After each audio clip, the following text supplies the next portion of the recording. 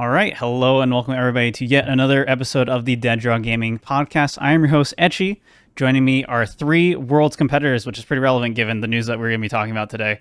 First up, we have Piper Lepine. Piper, how you doing? Pretty good. It's been a fun weekend. Yeah, your big news is not related to Pokemon from recent events, right? Yeah, no, I got second out of One Piece regionals, which was exciting, but yeah. Very nice. Congratulations. Hunter, joining the podcast once again. How are you doing?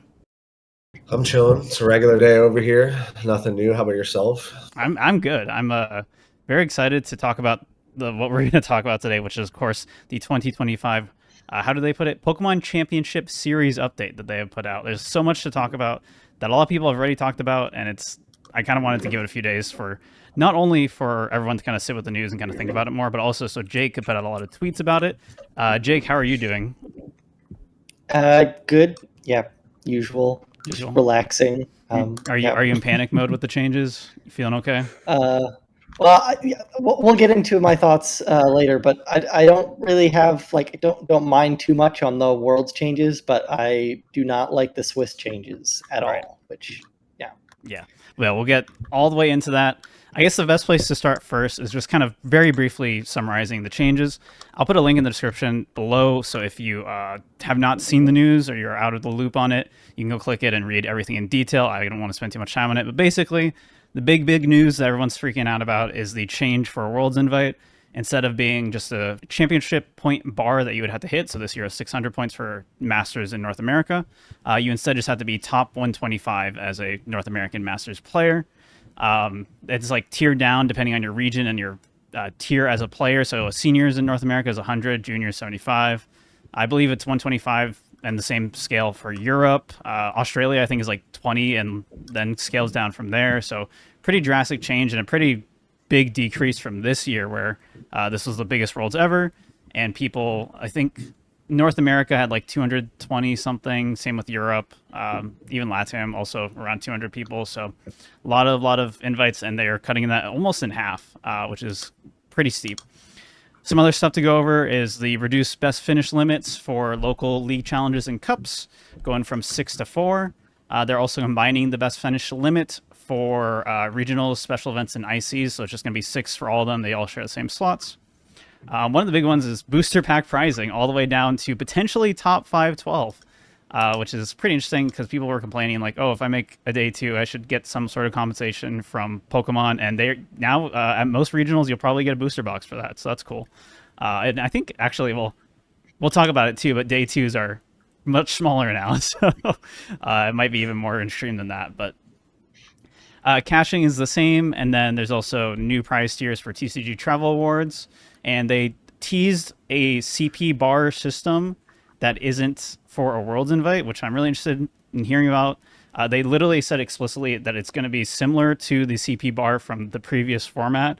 So I don't know what that'll mean exactly, but there's be some sort of rewards or maybe people throwing out so many ideas for it. I don't want to speculate on too much stuff for, but hoping for like promos or maybe even like tournaments or something. I don't know. And then the big thing is the adjustments to Swiss tournament format and top cut. And there's a bunch of other like minor things beyond that. So I think the first place to start is the big one that everyone's talking about is the change from 600 point bar or however many point bar to the top X system. And I think, Hunter, you're probably a good one to start with it too, because you were talking before when you were a kid, you played with the ELO system before, right? Which was like sort of similar. Not that I was in the good part of the ELO, but the first year that I played, I had mentioned previously in our conversation that if you just showed up to Worlds as a junior, you could just play. So like my first year playing, I just showed up. I didn't get an invite, but I played at Worlds. So I had known people who got to Worlds by the ELO system where invites were between 40 and 60 for the whole country for US and Canada. So Canada might have been a little bit separate there. I might be misconstruing that. I was only 11, so don't come for me too fast. But between 40 and 60 people, and I actually the 2009 world champion who took a decent part in teaching me how to play the game, he got an invite through the ELO system, which was much harder than this top X. The biggest gripe I have with the change is for not for someone like me who where if I'm going to play in a bunch of tournaments, I feel like being in the top 125 is not going to be an issue and has not been an issue for me when I play a season. So for me, it doesn't really change anything. But I think for people who don't have as much free time, or especially like the parents with kids, which I think the juniors and the seniors got the worst end of the stick for this. It's just like they should know at the beginning of the year what they have to fight for. How many things do we have to go to? Some type of rough estimate, right? And because this is new, it's going to be an exploration period for a lot of us who are playing in the season who are actually going to go for a Worlds Invite, no matter what division you're in. So I think it's going to be tough for parents to decide, like, okay, well, how many events do I take my kid to, even if they've done good? Like, if these other 20 kids or whatnot, a third of the field, just continually can get more chances at doing better events, you might get pieced out. And I know the big internet, I'm not on the internet, but the big internet conversation right now is about money. Oh, if you have money, it's it's easier for you to do this and do that, which, by the way, in the real world, if you have more money, more opportunities are open to you. So that's just regular across life, not with Pokemon.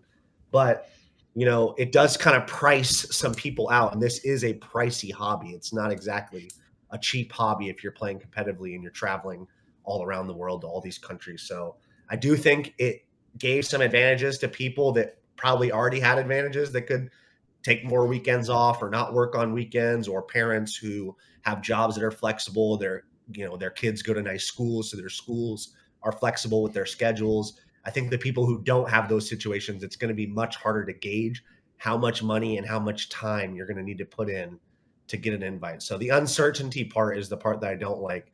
It's not the structure, because I think everyone will agree that as a competitor and really strives to be good, they want it to be hard.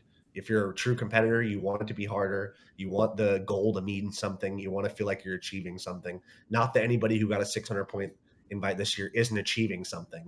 You achieved the goal that you were shooting for. But this year the goal is 125. So now your goal is it's a new goal. Don't try to think of it as, all right, well, now I can never get it. It should push you to strive for a little better than what you have. Yeah, I have a handful of thoughts. I think the biggest issue is really just like you can go into the season and not know if you're going to be priced out, which is like the uncertainty of that is a problem. I think the uncertainty of not knowing if you're going to be good enough to qualify is the fine thing. Like that existed before, and I think it's a good thing that people should be striving to be better at the game. So you should, if you're like on the edge of 125, you should it's not a bad thing that you'll not be certain that you're skilled enough to qualify, but will you have enough money to go to the tournaments to qualify when somebody else would, is like a bit of an issue with this 120 top X system. Whereas if the top the known championship bar thing, at least early on in the season, if you can tell that your performances are not very good, you can back out, readjust how many tournaments you're going to if you're not going to be able to afford to keep going to tournaments. Whereas now you won't know until the end of the season. I think the reason why Pokemon did this is because they tried to set the worlds. So it seems like they have a goal for how many people they want to qualify to Worlds, because they adjust the championship point requirement each year, which makes more or less people qualify. So I think, and in years past, they've also lowered it mid-season or near the end when there's not enough people getting invites. So they have a target for how many people they want to get invites. And I think partly due to the growth of the scene, with just how many more people we have playing now, and also how many more people have been able to go to more tournaments because of the prize pool, allowing them to attend more events in total, has increased that uncertainty. So they must have missed their target this year by a lot for them to go to this top X system, because they're still doing that. Like Matt mentioned, the CP points prizing that you get. We don't know what that is yet, but they're still doing that based on the total, a bar that you have to hit. And it makes sense because there's probably sending out product, which they can make easily and send out however many people get that that prizing, they can fulfill that. Whereas the tournament, they have to book a venue a year or more in advance. And if they book the space incorrectly, then it could be an issue. And also, like we just saw them book a few months ago, there was news that they booked the 2026 venue in San Francisco. So I have like a feeling that maybe they had booked this year's venue like a year or two ago, and we're just not anticipating the growth of the game. So they had to limit it. And like they have a cap, and they're already hitting it with this 125 number. And so like they just couldn't afford the uncertainty. But I think that's all TPCI's fault, and the player base getting punished for that isn't great, if that is the case. Wait, how do we know that World is in San Francisco? The convention center leaked it, or like some news article called the convention center, and they said that it was in. Yeah, they have all the stuff booked. So if they're booking like 2 years in advance, then they probably had this booked 2022, like at least 2023. Honestly, potentially earlier because of COVID stuff. Like I promise you, this Hawaii convention was probably booked pre-COVID, just with all the delays they ended up having. I feel like people who have to do this like have to sign NDAs. Like, how could it be so easy to just like figure it out? Maybe I'm a boomer for thinking that it's just like this was like a whole discussion because people like called all the convention centers to figure out where all the regionals were this season before they were announced. By people, we know Gabe was calling. Gabe was one of them, yes, but basically because like they can't like. By people, it was Gabe on the phone trying to figure it out. There was other people too, apparently, but basically what I was reading on Twitter was like, they can't like completely be like secret about what's going on because other people need to like be able to book things the same time. They can't like lie about it. But they can like withhold some information, which some did and some didn't, I guess. But yeah. And like if we have a suspicion of where one's going to be, it's hard to like hide that all of a sudden this convention center, which holds like thousands of people, is booked out this weekend. We have no idea what it's for, and all the hotels are also booked out or reserved already, which Pokemon needs to do for the staff and things. So. Like, man, if I got any advice for Pokemon, it's why are we putting Worlds in San Francisco? Yeah. I don't know. I'm not, I rarely throw shade at Big Pikachu, but I mean, San Francisco is kind of just terrible right now. Like, it's a horrible place. I really hope that rumor's not true, to be honest. I mean, since they leaked it so early, they might have had time to like back out and change it. I don't know. I think one of the things that we're getting so much more info though is like the rumors that TPCI is bringing regionals in-house. I don't know if that's been like confirmed yet. I don't think it has been, but it's like if they haven't been doing all the stuff, they've had like all like day 2 Team Northwest, I don't know who ran it this year, I forgot, but all those people running it before, they're dealing with all the like leaked info, but now it's TPCI and they're just like forgetting or something. I don't know, that wouldn't surprise me, but that's probably one of the reasons that we're able to get so many rumors. But yeah, a lot of weird changes, a lot of uncertainty. But what were your thoughts, Piper, on the change to this format? I mean, I think the top 125 is fine for Masters in like NA. I don't know a ton about like the other regions. It kind of depends on how many events they have. Because obviously, if like regions like Australia have 3 regionals again, it's like they're just in a much worse spot. The people who have to stay in Australia versus people who can like go to North American events or Europe. So that might be a bit weird. I think like someone probably did like math on it to figure it out, I'd hope. But yeah, I think it's overall fine. I will say for like juniors and seniors, another issue is just getting time off school to be able to go to events, because a lot of times you need Friday to be a travel day. So one thing that I always did in like high school and stuff is I could get it written off as like something close to sports or robotics meet, where like people would get days off for those from school. You can like go to, obviously I was in a different position because I was always like stipend chasing in seniors and early masters, so that was like a bit different, but I think it mostly should work. I don't know. Yeah, the juniors and seniors stuff is like the thing that worries me the most with this system, because I saw a lot more tweets from like parents and stuff over the last like 2 days, and it seems really bad. It just seems way worse, and like the money stuff, as you were mentioning, especially what Jake was talking about, like just not knowing like financially, that's like way worse for like the juniors and seniors, those parents. As the season goes towards the end, you just might not even know if you are going to be fine or not, or if like you're just suddenly like, oh, we really need to attend NAIC, otherwise my kid's just not gonna be able to qualify for the World Championships anymore because they might get pushed out of top 75 or whatever. Like that sucks. So I really hope that they don't. I'm totally fine with trying this for the season. I think more exclusive worlds sounds good to me, and I think maybe it could even just be like the one like Jake was saying. They definitely got way more people qualified this year than they probably expected, and this is just a much more reliable way to make sure they get a specific amount of people every time.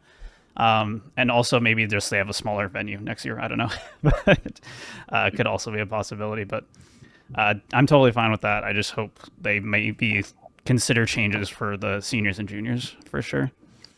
Yeah, we'll see when we get to Hawaii if the venue is like really, really small and we're cramped. Then we know kind of what went wrong. So I got invited as a content creator for it, and I'm still like scared. There's just gonna be like so many people all over the place because there's 1,000 competitors plus 2 spectators for each of them, plus all the other content creators, plus all the staff and all that stuff. It seems like it's gonna be pretty big, so it should be pretty interesting. I think like the issue started last year with Japan, and I think that's why they canceled the Open in Japan because like they had more people than they expected, so they needed more space. But I don't know. I think they might have overcorrected this year with like capping. I understand the reliability of getting the exact numbers, but also with like combining the regionals and IC BFLs and lowering the locals BFLs, it might have been better if they just left the old system and did the BFL changes, and then then it would definitely be smaller because you wouldn't have people getting their 6 mid-regional finishes and 6 mid-IC or 3 mid-IC finishes. So that would definitely make it smaller. And then if it was still too big, then you could go to like the exact cutoff. But I don't know. It definitely felt like a bit of an overcorrect.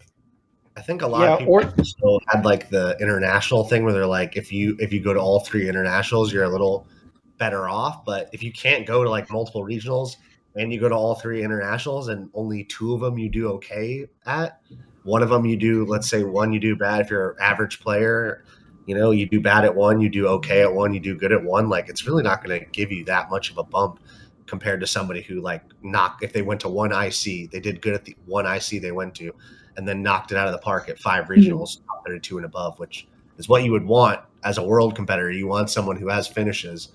I know there are a lot of people that got like, you could get like 390 points off cups and challenges. It's like that doesn't even require you to, in some cases, make even a day 2 with going to all 3 ICs and getting 400 local points. So it's like, I feel like it's fine. And them combining the finishes too, I think also fights against the like being moneyed out or like priced out or whatever, because if you just make the events that you go to count a lot more instead of like going for a lot more tries, play a lot more consistent decks.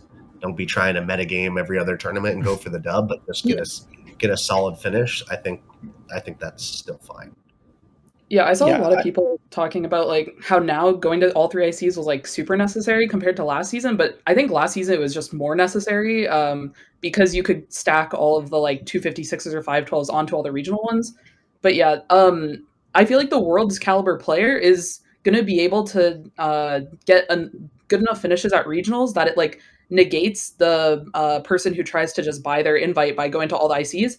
The regionals, like the person that goes to 5 regionals, 1 IC, they should get good enough finishes that like kind of just negates the point difference from ICs, I feel. Like if they're getting top 32s, I think that's like equivalent to top 256, 128-ish, but I don't know. I think the DFL change is good. That reminds me, I didn't mention this during the overview of everything, but they did also change the points from regionals and special events and also ICs. So basically before, like, what was it, top 512 at a regional is 20 points, top 512 at an IC is like 50. Now it's much more like 2x-ish for most things between regionals and IC. So like top 512 is 40 at a regional, 80 at an IC. And then kind of keep scaling up. ICs, they do give a lot of points. I will say that ICs do give a lot of points.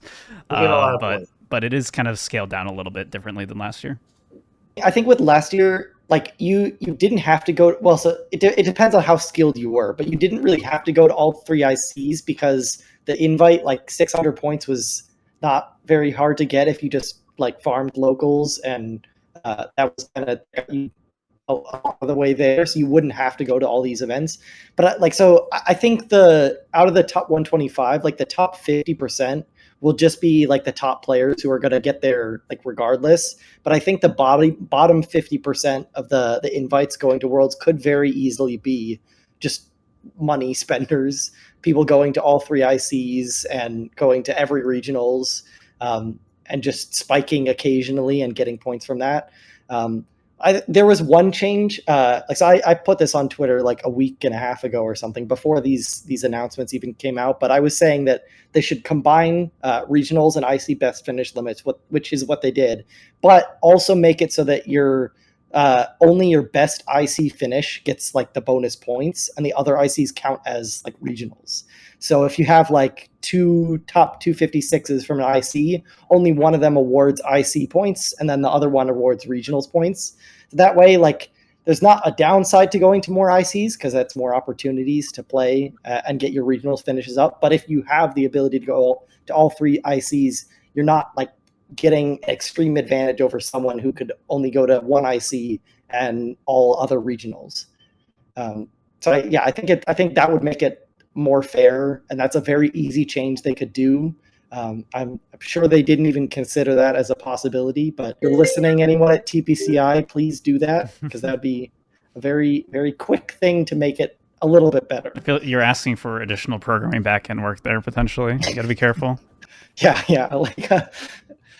I could do that in like 3 lines of code. That'd be not too difficult. But yeah, I think we'll see at the end of the season what actually happens. But yeah. I feel like if you're able to go to all internationals and all regionals and max your locals points, you'll have like a really good shot at making the top 125. Even like, yeah, because I feel like someone who's able to do that is going to be able to get performances, like get the same amount of championship points as like a solid A tier player right now, even if they're like a B tier or C tier player. So yeah, I think the money will have an impact, but I'm not sure how big of an impact that it will be. Yeah. But yeah, my personal opinion on like how it affects me, ever since like, so my first Worlds was 2016, and I had like grinded for it that year. I was in seniors back then, and I made it to, I had to like win into top 8 of a regional to get my invite, and I managed to do it. And then when I got to Worlds, I did terribly, and I felt like I had wasted my year, which was because of my mindset was like, you play the whole season to qualify for Worlds, and Worlds is like the last, like the Worlds day 1 is like you're winning into a good thing, to placing at Worlds. And if you treat it like that, like then the like winning a regional or something is like less impactful to you. Like if you're just going to all of these events, I feel like people should be focused on the individual events. And if you have that mindset, just go to as many events as you want to. Don't go to more events than you want to. And if you get an invite to Worlds, great. If you don't, that's fine. You didn't burn yourself out by going to way more events than you had to. So this year I'm going to go to as many events as I want to. Like right now I'm planning to go to all of them, but if I get burned out halfway through the season, I'm not going to stop going to events. I go to the ones I want to. I just so happen to want to go to all of them. Yeah. I might not go to all the ICs though. All the NA regionals, I mean, like, yeah. Yes, yeah. I am fortunate to have a sponsor which helps me with some of the things that would be cost prohibitive. Yeah. Go subscribe on Cutter Tap because to help me go to more regional tournaments. Plug. I think go ahead. It's good that we're gonna get to the points thing. I think the changing the points, like upping the points for stuff so that it's like more impactful, that you get this placement, you get a lot more points, whereas if they would have kept the same amount of points and had that top X system, I feel like it would have been like, all right, I got to get top 32 or top 16 at these regionals, or it's going to feel like a bust as a top player where you're like trying to be in that position. So I'm glad they upped the points. What was the other big? Oh yeah, let's talk about the Swiss numbers, because I think all three of us are maybe. Is it time to talk about the Swiss? Is there anything else we want to talk about before we get into the That's really tournament format? those two things are the meat and the potatoes. Shout out to 128 getting a box. You guys complained hard. We got a box now, so we don't got to worry about that. We're good. And special events, you guys now get to get an invite from winning that, which I think is totally fair. Some of them are just as big as regionals and have just as much competition, so I feel like that's deserved. I feel like everyone can agree that if you win a special event, you probably should go to Worlds. So I feel like most of the other stuff was like not super big, but the Swiss thing is like that's where it gets a little more dodgy as far as. Yeah, and to intro that a little bit, so a couple weeks ago, Jake and I actually recorded a video going over the Swiss format for Worlds this year. And when we did that, we did not realize that was also going to be like the format they're going to pick for future regionals as well. But we dive really deep into it and how it works and how that kind of impacts potential deck choices for Worlds in that video. So if you want to check it, it's on the Dead Draw Gaming channel. You can go ahead and check that out after you listen to the podcast. But basically, yeah, they're copying that format from Worlds. The main thing is like it's really hard to say because we don't know exactly how big regionals are going to be this year. If it really drives a lot of people away from playing the game or not, who knows? But let me look at the exact number. So yeah, if there are less than 2049 people and over 1025 participants, which is probably what most regionals would be that aren't going to be the big ones, you only have 8 rounds in day 1 Swiss instead of 9 rounds like normal, and then you only have 4 rounds in day 2, and it changes, so you only need 18 points to go to day 2, but you have one less round to do that, so it is what it is. And then if you go over that 249 threshold, you go back to the day 1 9 rounds, but then the day 2 match point threshold is 21 points, and you still only have the 4 day 2 rounds. But you know what? When we get our 5,000 person regional, we go back to the 5 round day 2, so we just gotta get to that number, and we'll be fine. I think it's interesting too that Pokemon put that number there when they're really not into like putting extra stuff for us to like speculate how big things are. You know, they've always kept it pretty in line for what type of the amount of players that show up. So that might be indicating of something that they don't think it's going to get any smaller. Yeah, which I also don't think it's going to get smaller. I think tournaments will.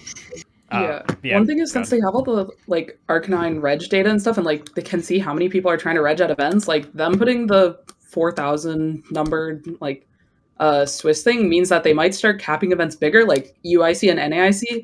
They probably had more than 4,000 people trying to register because we had like 3,000 masters or something regged or something.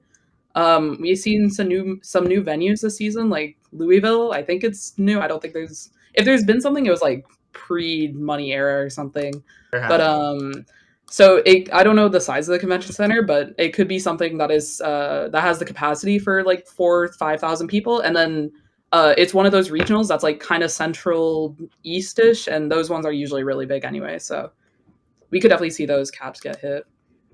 Yeah, I think the biggest thing with the Swiss is just playing less Pokemon. I think the more rounds there are in a tournament will effectively weed out the less lucky players. If you have to play more rounds, you have to win more games. Now, you're going to have to win more games in less rounds, so it's even going to push it further of who's really got it going on as far as gameplay and such. I think the biggest thing that it's kind of a good and a bad change is I think with this new Swiss structure with the 8 and 4 or even the 9 and 4 whatever and the asymmetrical cut is that it kind of induces more risk into the tournaments where it's like it's going to make sense for a lot of top players and players who enjoy playing rogue or risky decks where it's going to pay off a lot more with your matchup roulette when you have less rounds and you need more, you need more wins with less rounds. So it's going to entice a lot more of a, I don't know if toxic metagame, I hate that word, but more of a stimulated metagame where there'll be like a lot more counter decks than what is the good old traditional tier 1 best deck type of deal because you have less rounds. So I think it will stimulate a lot of people to take more risk with their deck choice at tournaments going forward with a lower amount of rounds where they need more wins.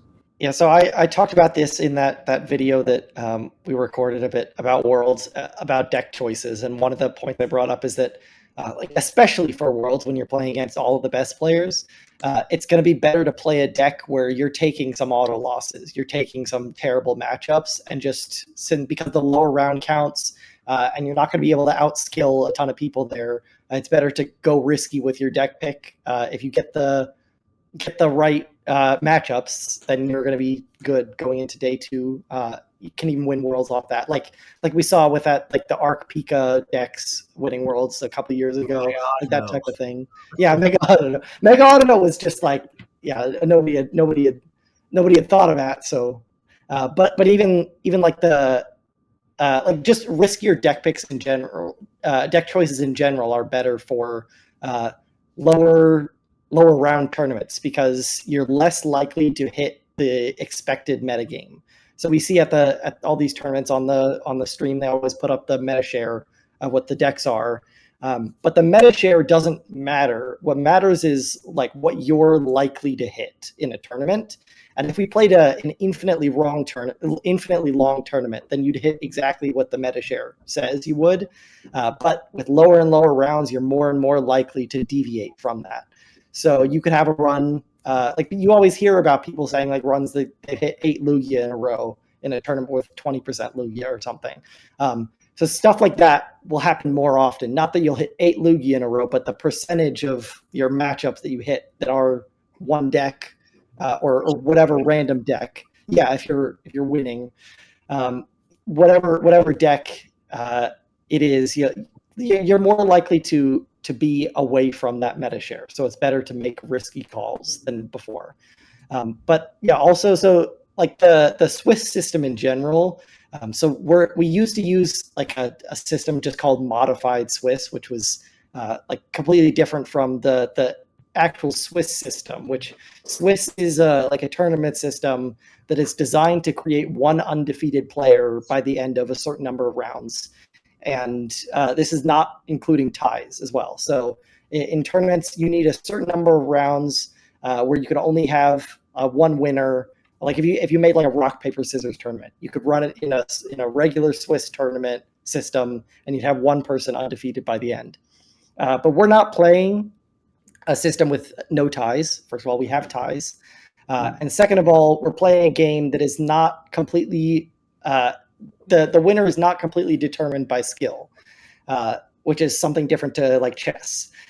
So the more rounds we have, the more likely it is for the better player to end up winning the tournament. So decreasing the number of rounds, like so you could look at it as a perspective, and I've seen this take on Twitter that like we were playing extra rounds before because you don't need more, like we have way more rounds than needed to get an undefeated player. But first of all, we're not looking for an undefeated player. We're looking for a top X amount of players for each cutoff. We also have ties. We have a game that has a factor of luck in it. So it's better to play the maximum number of rounds that we can. And this new system, the old system did that. We played 9 rounds day 1, and then also 9 rounds day 2, because you have 6 rounds of Swiss plus the 3 top cut rounds. That was the max they could fit in a day, which I thought was reasonable. Like we might have been able to fit a 10th in there on some of the day 1s, but 9 seemed reasonable. But now playing 8, like there's just extra time when we could be playing Pokemon. And if I'm paying $70 to enter into this tournament, I don't want to play 12 rounds. I want to play 15 rounds. And that's why you're going to all of them, to get as much Pokemon. Yeah, you have to go to all of them to make up for it. Yeah. I mean, if you want to play 15 rounds, just make top 8. Get to finals. Yeah. That's 3 more rounds. But I want to play 18 rounds. Really. Oh yeah. But yeah. Back on the invite thing, I'm not going to go to as many locals this year, which is what I did last year, which kind of that's why not as many tournaments. I'll play probably half as many tournaments this year. You only need 4 finishes though. It's all good. I do think that seems fair though to lower the to 4 and whatever, 4 and 4. Yeah, that seemed very reasonable. And 6 is like you don't get a weekend off ever. You're like, well, not going to regional, not going to nationals. Guess I have to go to a cup. Yeah, if you live in like a competitive or just even like heavily populated area, you have to attend cups like the entire season if you want to, especially in a top X kind of format too. So I didn't even get 6 finishes. I only got 4. So. It's tough. Yeah, Piper, what are your thoughts on the Swiss changes? Yeah, I don't like the lowered Swiss. I think the idea is that with the asymmetrical cut to a max of 32, you kind of get some of the rounds back in like the top 16 and maybe top 32. I don't think that's like a real thing. But what's also interesting though is like how ties change, because from now instead of 6-2-1 making day 2, you have to be X2. So I guess you can be like 5-0-3 or something to go day 2, but you can't go like 6-2-1 or something. So like ties are just worse in general. And then in day 2, even if you have a good starting record, you get to a weird spot of like, do you want to ID a bunch to like try to get locked into the asymmetrical cut, or do you want to just try and win so that you're like first or second seed and then don't have to play an asymmetrical? So I think that's like pretty interesting. But I think so cutthroat. Yeah, I think asymmetrical cut overall isn't amazing with the lowered rounds, because while you're making it so you don't bubble out a top 8, now all the lower bubbles, like from top 32, which is cash out regionals, are going to be really harsh at lower round sizes. And I guess like top 64 at ICs too.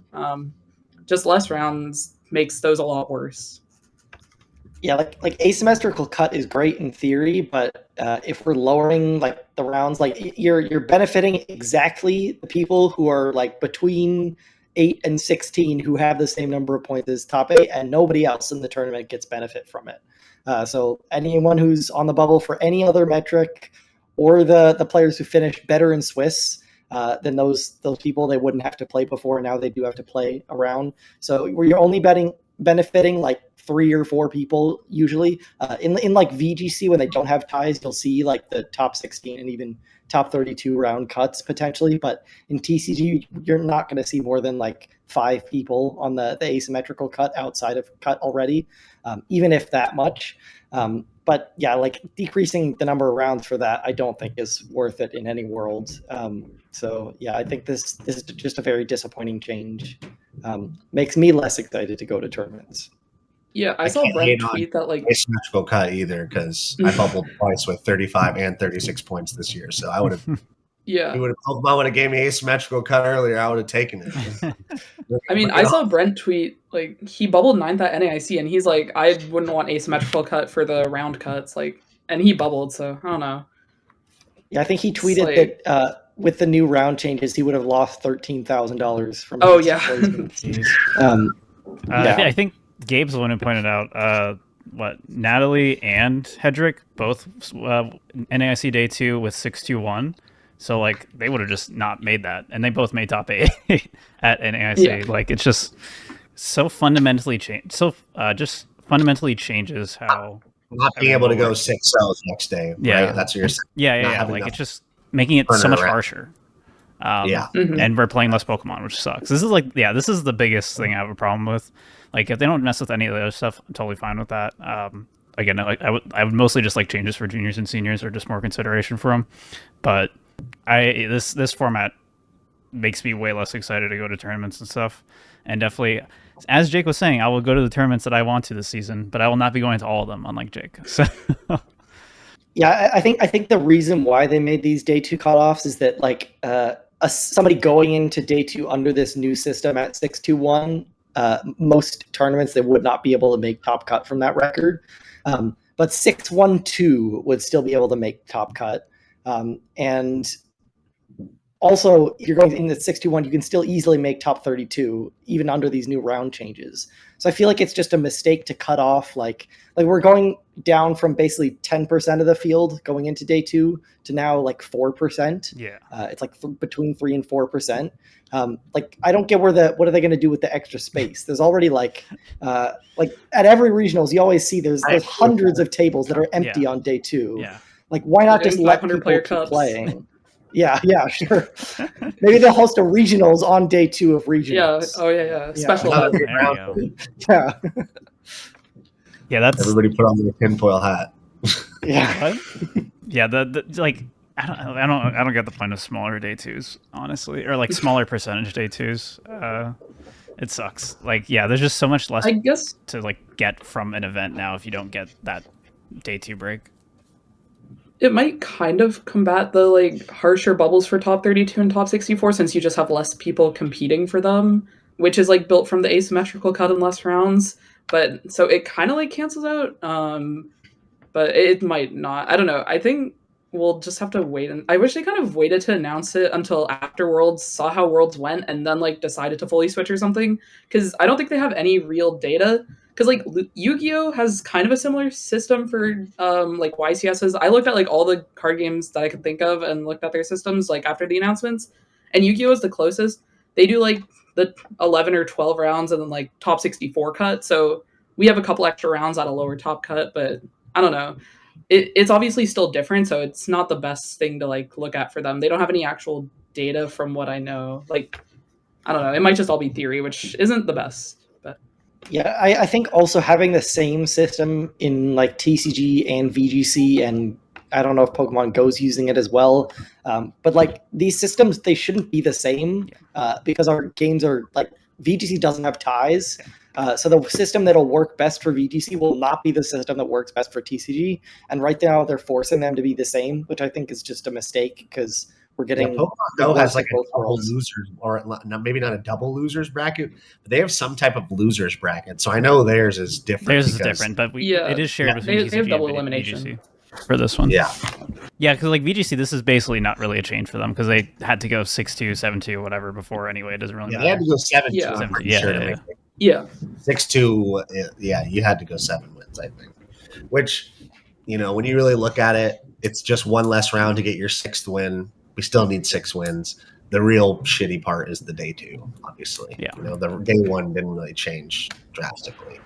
Well, it Unless- does I change think if there's there will if it's be a big handful, regional, but- Yeah, at when a handful of regionals over 2048 players, which I mean, hopefully there are like most NA regionals to do hit that mark, but then you have to go 7-2 day 1, so it's a lot harder.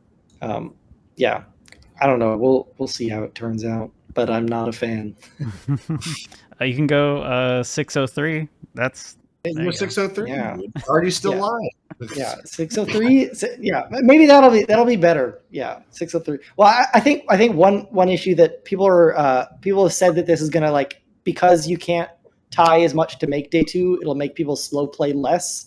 But I don't think that's what's gonna happen. I think if anything, it'll make people slow play more. You'll think Because I it'll was do thinking about this. 1-0. Yeah, exactly. Because like if you think about like if you're in a situation where you're like 25 minutes into game 1, you're playing like a slow deck. Before like so if a tie keeps you alive in the tournament, then a lot of the times you'd be fine just conceding the game, going on to the next one. Like worst case scenario, you're like in a good matchup as well. Like so it's like you're 25 minutes in, you're in a losing position, but the matchup's good. You can concede, win the next one, maybe have a chance to win the final one, but like worst case scenario, you should be able to tie.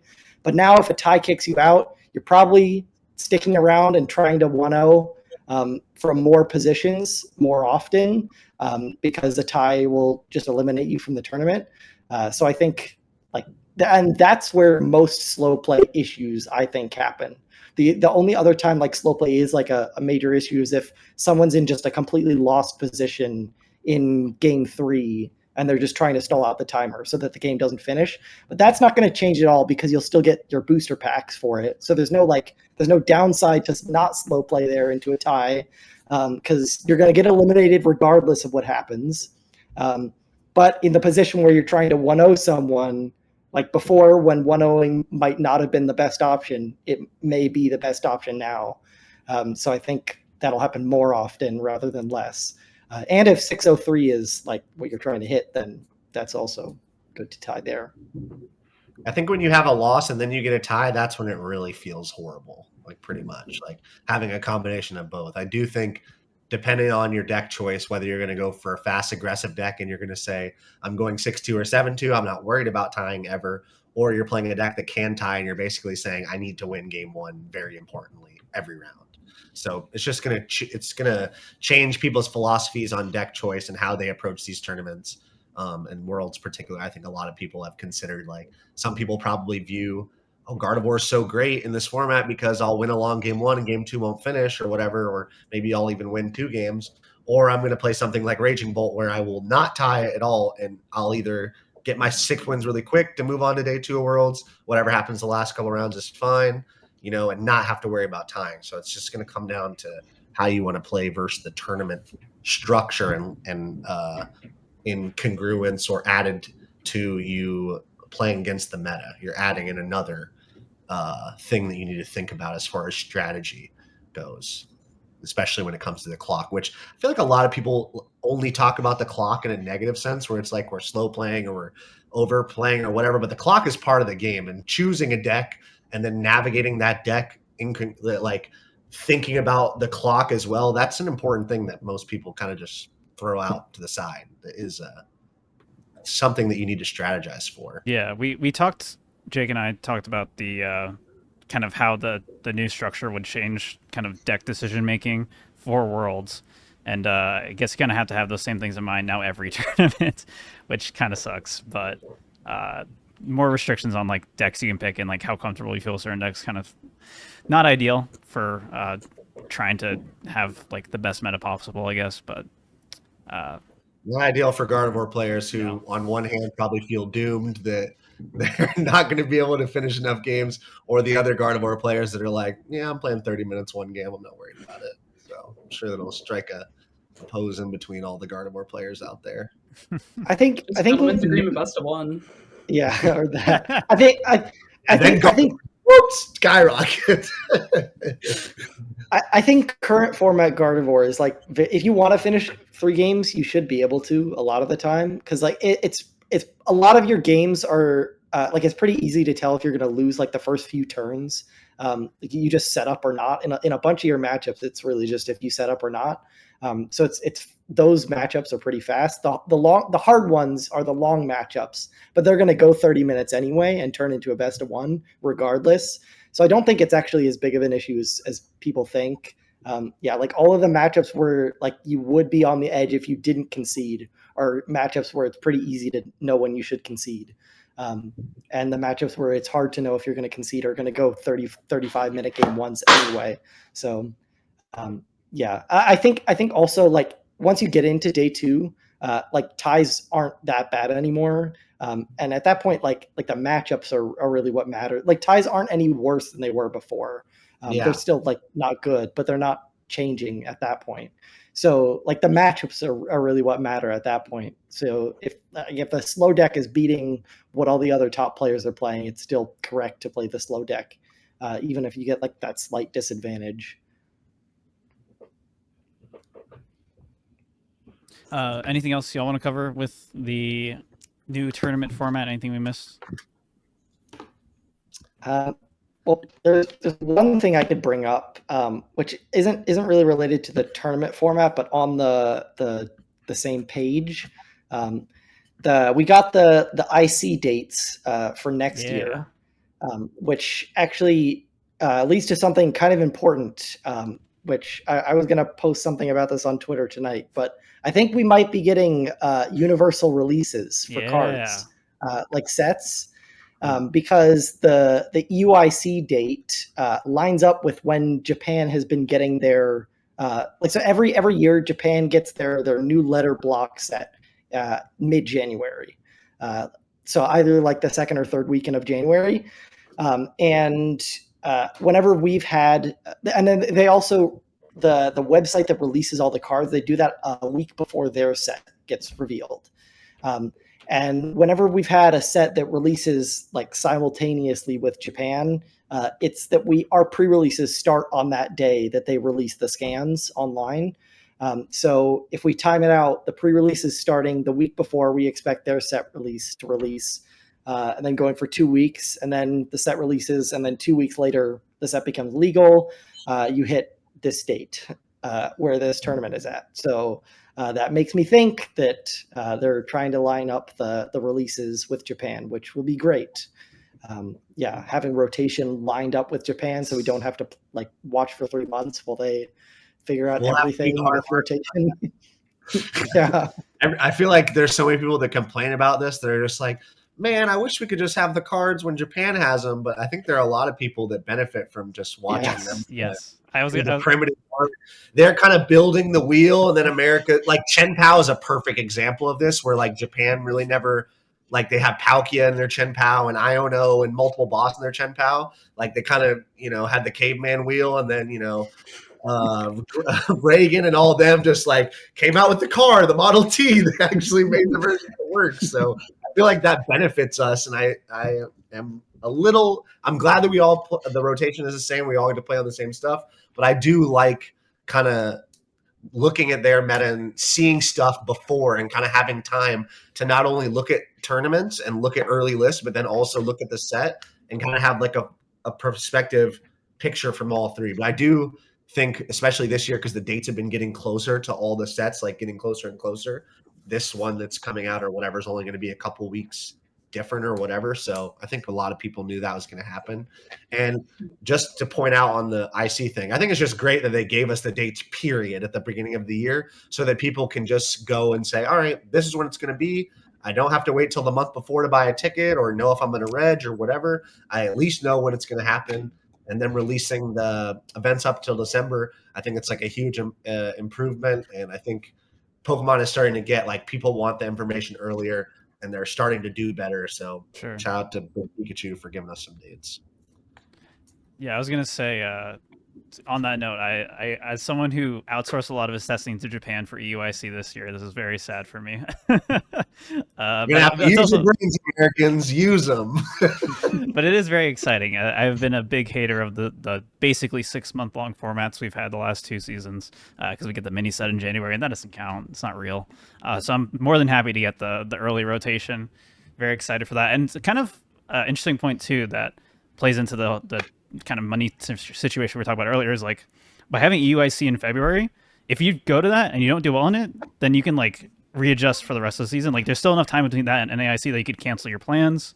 It's not like this season where it's like if you needed to do well at both ICs, you probably booked both in advance, and if you did badly at one, you just had the other one booked already and it didn't matter at that point. So one slight benefit of kind of the early timing is how nicely it plays into the top X system. It's going to take a lot more computer checking too for a lot of people. They with the point system, just like, oh, I'll go check my points. Now you're gonna have to check the rankings board. So, well, now you need to stalk Twitter too, because you need to find all the people that are around you. See if they post cup wins. Like, how many cup wins do they have? Do they have 4 cup wins? You gotta call the stores. Hey, is this guy at the tournament? I gotta book my flight if he is. Dude, Chicago, we're gonna go to League Cup specifically to keep other players out of their top X placement. It's gonna be awesome. We're gonna fly to League Cups in other states. Yeah. I'm just gonna employ Gabe Smart to be my personal secretary. Just be looking for the information of the tournaments. Okay, who's got what points? Who's going to what? He's got the T. I'll just hire Gabe Smart to make sure. Is this confirmation that you're not retiring for next season, Hunter? Well, who knows? We'll see. You dangle a carrot in front of the horse, and you either bite the carrot or you don't. You'll figure it out. All these seasons, you know what? All these would be really funny. It's all good. You know what would be really funny is if like you're 125th and the 126th guy, where he is, so you send all your you try and call every single person in the area, and, you pay him off. You can, you figure out what deck he's playing. You get them all to play something to counter. Yeah. Well, really, it could potentially get very. I'll say this: 120th to 140th. That's going to be a stressful area for a lot dude, especially of people. In that range going into NAIC. NAIC is going to be so toxic. It's going to be awful. Yeah. I'm not excited. Dude, I heard a separate topic, but I heard speeches being given round 2 of the tournament. I'm like, round 2 of the tournament, we're breaking out the speeches, bro. Down 0-1 at the start. No, that's how early we're going. In my day, we weren't breaking out the speeches until you at least got 4 or 5 wins. Then you could maybe give a speech. But if you're 0-1 and you're giving the speech, dude. I don't know, dude. I mean, that's happening round 1 this year, so I hope you're ready for that. as soon as game one Dude, ends, I'm going through my worlds invite. This is the only region I can go to. I need this win more than you, I promise. Well, like now the scoops are so much less likely because now it might affect the person's friends. Like you might bump them out by giving them the win instead of just like giving someone the points to go to Worlds. Give your friend a free win or something, you know. The only person I scooped to this year is my roommate. I scooped my roommate one time. That's all he got from me one time. There's no free scoops for anyone. Okay. Anything else y'all want to cover with the structure, changes, format, anything? Set your goals high and less complaining. That's what I would say to the general public. Yeah, and again, more booster packs for everybody. That's why Hunter's coming back next season. Yeah. So I get a box when I ship the bed, guys. It's worth it. All right. Well, thank you all so much for listening to this episode of the Dead Draw Gaming Podcast. We're going to be recording a bonus Patreon episode right after this. Just kind of talking about some early Worlds prep / testing results, what we've found so far, what we like, what we don't like. If you're interested in that, go check out our Patreon. That'll be in the link in the description below. If you enjoyed this episode, be sure to like and subscribe to our YouTube channel. We'd really appreciate it. We have a lot of really cool stuff that I don't even know if I can. I probably can talk about it, but I should check before I talk about it. But there's some cool stuff coming up this month. Basically, a lot of tabletop stuff and some interviews.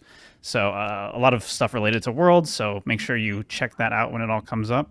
You can follow me on Twitter at EtchyOK. I stream also on Twitch, twitch.tv/Etchy. Piper, where can people find you? I'm on Twitter. It's just my name, Piper Lepine.